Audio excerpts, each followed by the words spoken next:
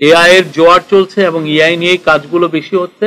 তো এআই এর যে ফ্রন্টিয়ার টেকনোলজি নিয়ে যারা কাজ করছেন তাদের ইনসেনটিভটা 6%-এর চেয়েও একটু বাড়িয়ে দেওয়া হবে। আর এক্সপার্টের আলোকে, যাতে আপনারা জানেন ইস্ট ইউরোপিয়ান কান্ট্রি মানে পূর্ব ইউরোপীয় দেশগুলোতে আমাদের নতুন নতুন শ্রম বাজার তৈরি হচ্ছে।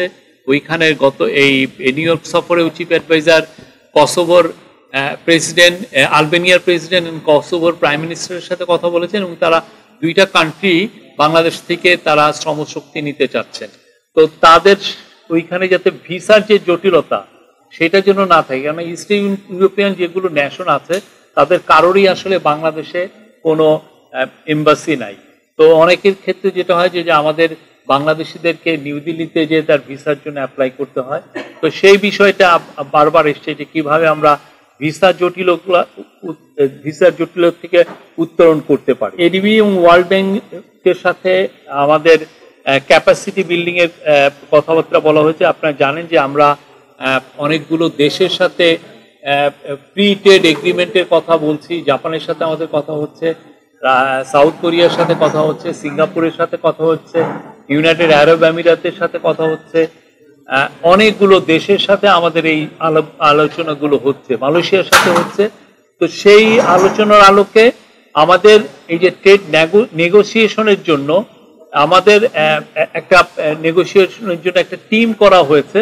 কিন্তু এইটার জন্য যেটা দরকার যে আরো মানে আমাদের ক্যাপাসিটি দরকার। এই ক্যাপাসিটির জন্য আমরা ওয়ার্ল্ড ব্যাংক এবং এডিবির সাথে আমরা কথা বলছি এবং তারা আমাদেরকে, আমরা আশা করছি যে তারা এই বিষয়ে আমাদেরকে হেল্প করবে। আইসিটিতে 6% ইনসেনটিভ দেওয়া হতো, এখন আজকের মিটিংয়ে বলা হয়েছে যে 6% ইনসেনটিভ কিছু কিছু যেগুলো আছে যে পুরনো বা লেগাসি সেক্টর সেগুলাই ইনসেনটিভ কমিয়ে, এখন যেহেতু পুরো ওয়ার্ল্ড এআই এর জোয়ার চলছে এবং এআই নিয়েই কাজগুলো বেশি হচ্ছে।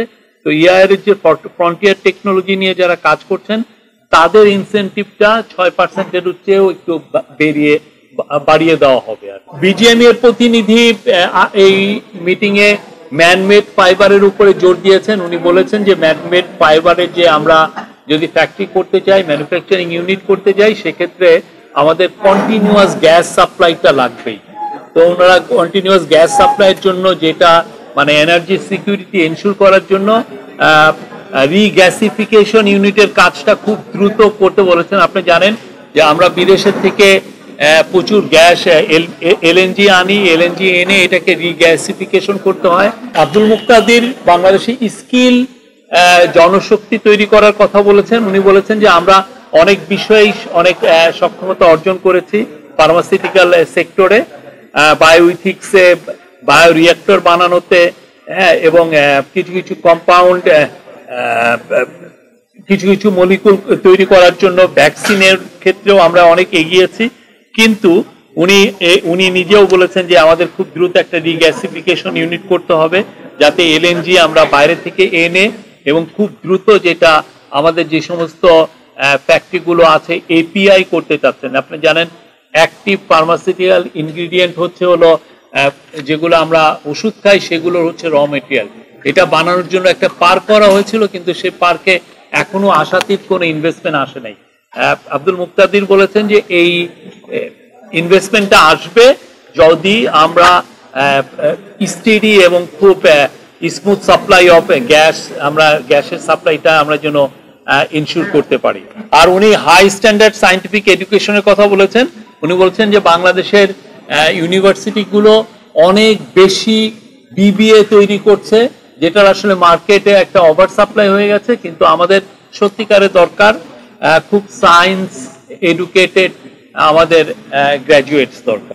বাংলাদেশ ব্যাংকের গভর্নর বলেছেন যে এনপিএল নন পারফর্মিং লোন নিয়ে আপনারা জানেন যে বেশ কথা হচ্ছে যে অনেক এখন নন পারফর্মিং লোনের মাত্রা হচ্ছে এখন 24%-এর মতো, এবং এটা আমাদের অনেক এই পুরো কারণটা হচ্ছে যে শেখ হাসিনার আমলে যে যেই ধরনের লার্জ স্কেলে চুরি হয়েছে এবং পুরো ব্যাংকগুলোকে যেভাবে খালি করে দেওয়া হয়েছে, সেই কারণে এটা এনপিএল বেড়েছে।